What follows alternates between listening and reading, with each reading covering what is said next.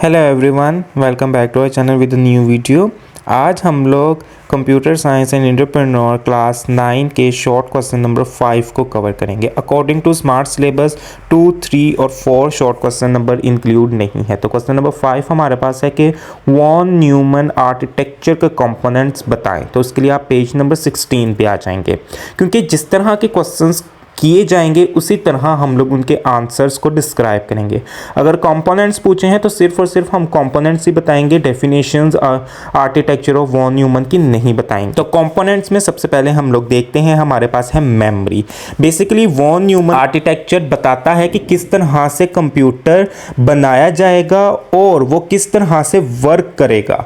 उसके बाद हमारे पास पहला कंपोनेंट है मेमोरी। मेमोरी क्या काम करती है? जो डेटा लेती है, इंस्ट्रक्शन लेती है यूजर से और उसको स्टोर करती है, ताकि सीपीयू फिर प्रोसेसिंग के लिए मेमोरी से वो इंस्ट्रक्शंस और डाटा ले सके, जिसमें हमारे पास मेमोरी में रैम और हार्ड डिस्क आ जाती है। सेकंड है हमारे पास सीपीयू, जो सेंट्रल प्रोसेसिंग यूनिट है। इसको ब्रेन ऑफ द कंप्यूटर भी कहा जाता है और सारी की सारी प्रोसेसिंग इसी के अंदर होती है, जिसमें एएलयू अर्थमेटिक लॉजिक यूनिट और कंट्रोल यूनिट हमारे पास वर्क करते हैं। यानी कि सब्ट्रैक्शन, एडिशन, मैथमेटिकल कैलकुलेशंस करवानी हो, लॉजिकल ऑपरेशंस परफॉर्म करवाने हो, तो वो सारे के सारे हमारे पास एएलयू वर्क करता है। और सीयू जो उन इंस्ट्रक्शंस को सीपीयू के पास जब भेजते हैं मेमोरी से, तो उनको कंट्रोल करता है। थर्ड हमारे पास आ जाती है इनपुट डिवाइस। इनपुट डिवाइस कहते हैं जो यूजर से डाटा लेते हैं, इंस्ट्रक्शंस लेते हैं कंप्यूटर के अंदर, जिन पे फिर आगे फर्दर वर्किंग वगैरह की जाती है, जिसमें कीबोर्ड है, माउस है, माइक्रोफोन है।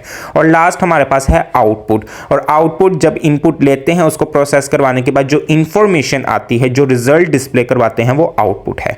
और लास्ट एक और हमारे पास आ जाती है, जिसमें सिस्टम बस होती है। सिस्टम बस बेसिकली कहते हैं जो एक जगह से दूसरी जगह, यानी कंप्यूटर के एक कंपोनेंट से दूसरे कंपोनेंट जो डाटा ट्रांसफर किया जाता है, वो इन्हीं बसेस के जरिए किया जाता है, जिसमें है डाटा बस जो डाटा को ट्रांसफर करती है, एड्रेस बस जो जिस तरह का डाटा प्रोसेसिंग के लिए चाहिए वही डाटा उसी की डेस्टिनेशन तक पहुंचाया जाता है, और कंट्रोल बस जो इन इलेक्ट्रिक सिग्नल्स को, इन डाटा को कंट्रोल करती है कि बिल्कुल सेफली डाटा सीपीयू तक पहुंच जाए मेमोरी से। अब ये जो आपके स्क्रीन पर आपको ये डायग्राम नजर आ रही है, इसको ड्रॉ करना बहुत ज्यादा जरूरी है। यानी कि अगर शॉर्ट क्वेश्चन और लॉन्ग क्वेश्चन में हम ये डायग्राम ड्रॉ करेंगे तो इससे पूरे के पूरे वॉन न्यूमन आर्किटेक्चर के फ्लो का पता चल जाएगा कि क्यों इसको डिजाइन किया गया और किस तरह से ये वर्क करता है। सो ये एक छोटा सा शॉर्ट क्वेश्चन था। आई होप कि आपको समझ आया होगा। फर्दर ट्यूटोरियल समझने के लिए मेरे चैनल पावर मैथ्स को सब्सक्राइब करें। Bye bye.